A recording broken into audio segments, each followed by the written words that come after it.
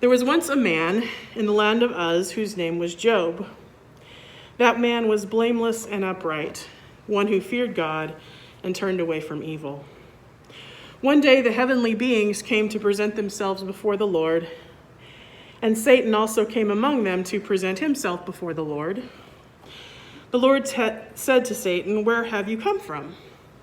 Satan answered the Lord, "From going to and fro on the earth and from walking up and down on it." The Lord said to Satan, "Have you considered my servant Job?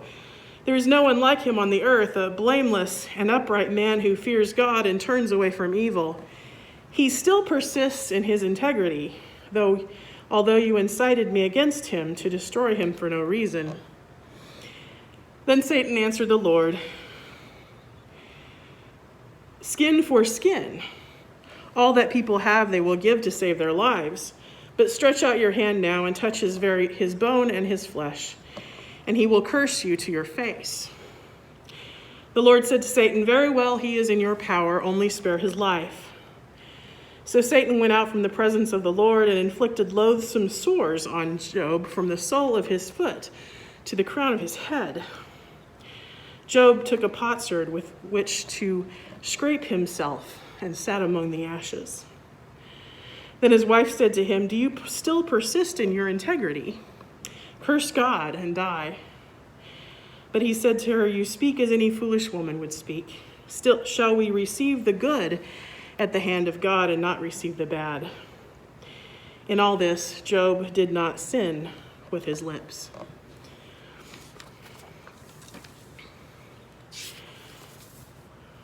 Please pray with me. God, we know that you desire us to have integrity, to be whole in ourselves and to commit ourselves to you in that wholeness.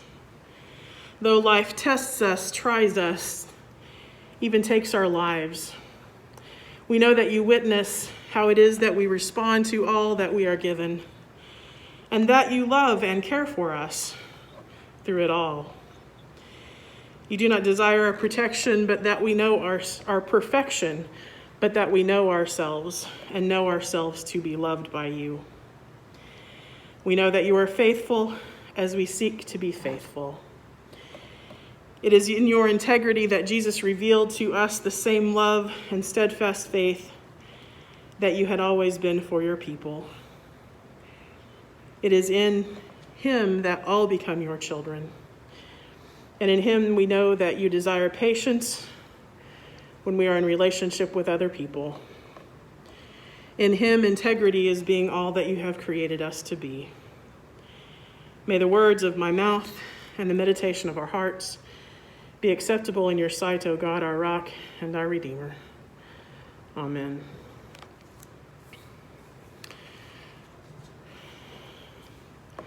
The story of Job is often presented as an allegory, like a story with a moral, about why good things happen to bad people.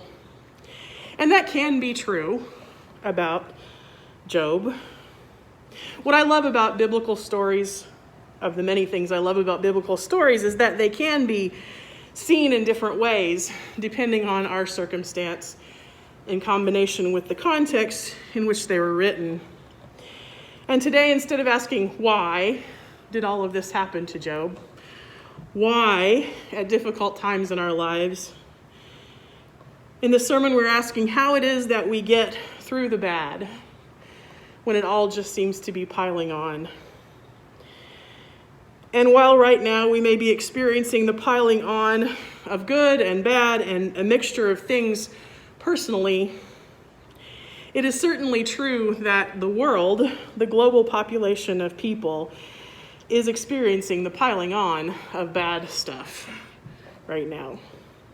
Each day, each week, each month, each year drives us farther into a place of no return when it comes to the climate changing due to human action or inaction. As one person said this week, we can argue all we want until Florida sinks and disappears. Not just Florida, countless islands and homes and homelands of so many millions. So the way that we live and our dependence on burning fuel for energy has to change, and soon. And of course, in addition to that, each day, each week, each month, we are watching the numbers of people dying from this pandemic rise. I understand that new cases might be slowing in the moment, but those who have it are dying in higher numbers right now. Now, there are signs of hope. Don't get me wrong, with regard to this pandemic, I'm glad to hear that more and more people are getting vaccinated. More people between the ages of 5 and 12 are getting vaccinated. Not terribly quickly, but they are. I'm glad to hear that some are able to get boosters and are getting them to help. I'm glad to hear that treatments for those who have contracted are being developed and tested. I'm also glad that I look around and see masks today. I'm less hopeful when it comes to climate change because so much has to be done and very quickly, but I have some hope. It's not easy to look at this earthly future with absolute positivity. It's not even easy to have the kind of patience we often ascribe to Job. Though if you read the entire book, he's not always patient. He's impatient, he's confused, he's despondent, he's angry. You can see him passing through grief, sometimes feeling one thing, sometimes another. Yet it is true that he is sort of patient in today's text, at least for himself, patiently waiting what might or could happen next. What's interesting, though, is to look at the interaction between Job and his wife. After the first verse of chapter 1, if you read that first chapter, Job's family and household were struck down, destroyed. He lost 7 sons and 3 daughters. He lost his servants, his working animals. He lost his wealth, camels and sheep, and those servants who cared for them. As I was preparing for this sermon, one author wrote something that hadn't occurred to me, at least not explicitly in this way. Everything that happened to Job happened to Job's wife.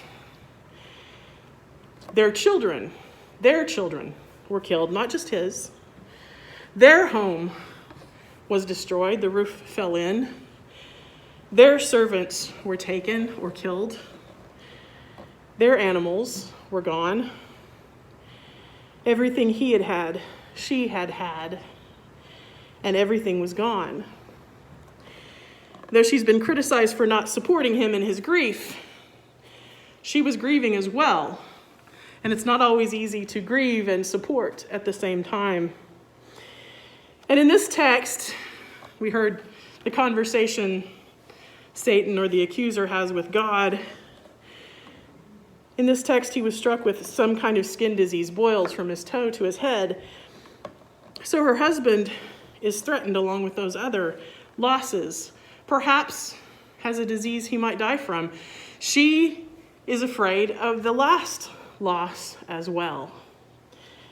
She needed a voice to raise, especially now that he is sick. She thinks Job might be next. She might be assuming that God was punishing, or not much better, testing her.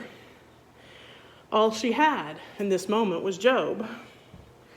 They're both struggling. They are both in pain. And understandably, Job doesn't handle her cry out in pain very well. Her cry, curse God and die, because he may not be able to handle his own. His response to her, foolish woman, shall we receive the good and not the bad from God?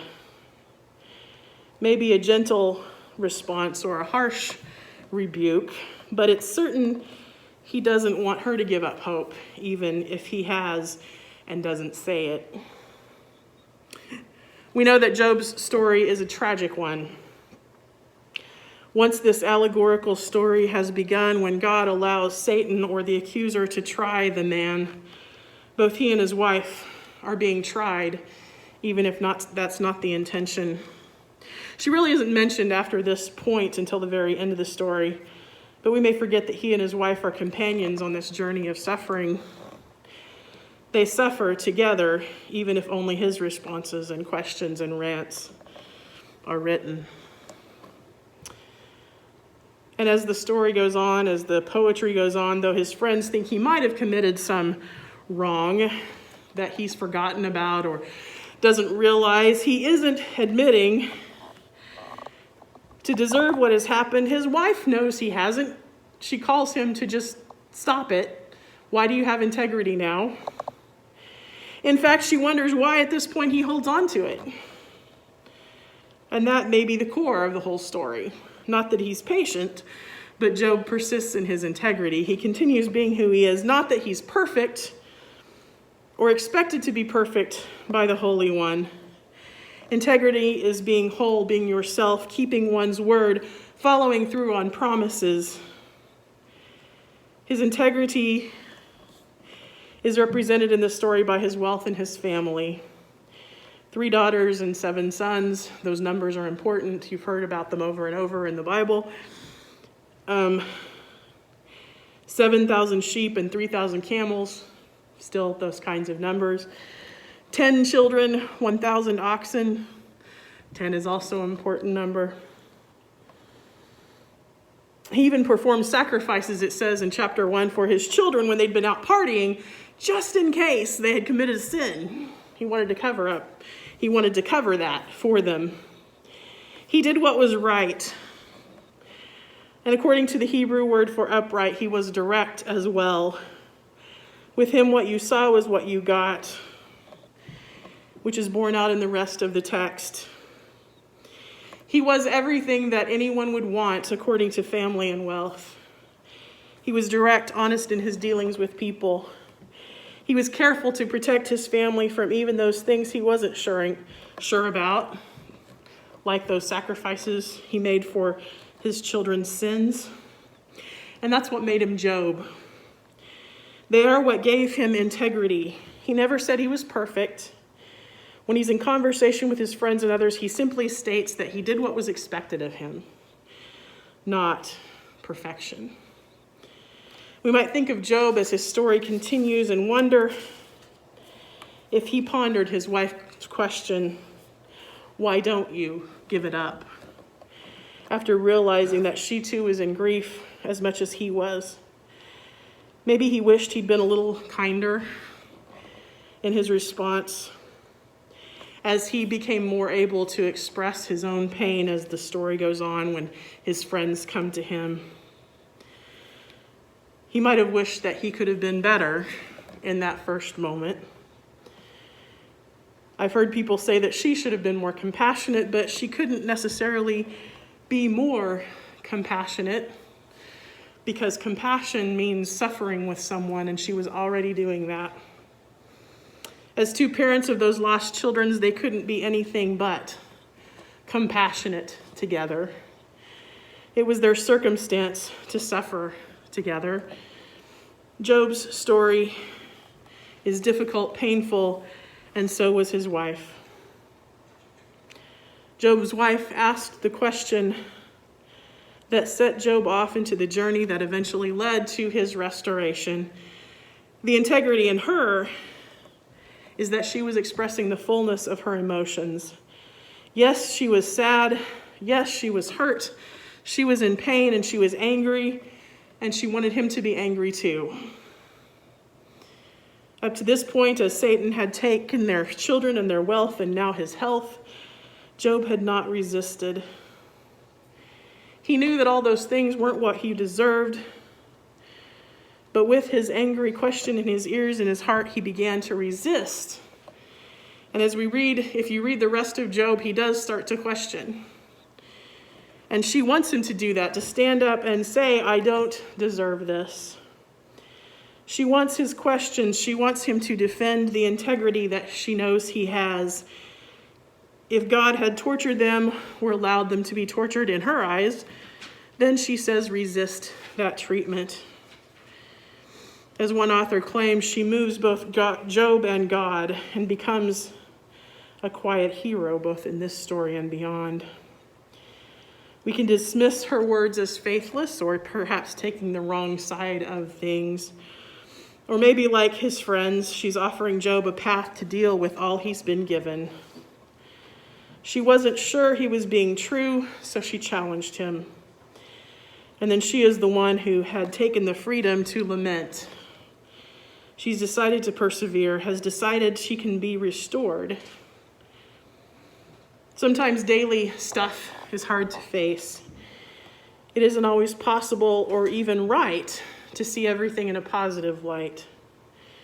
But we can see everything with integrity, to speak up when injustice is done, to speak up, asking for what we need, asking for what we see others need, and urging others to do the same.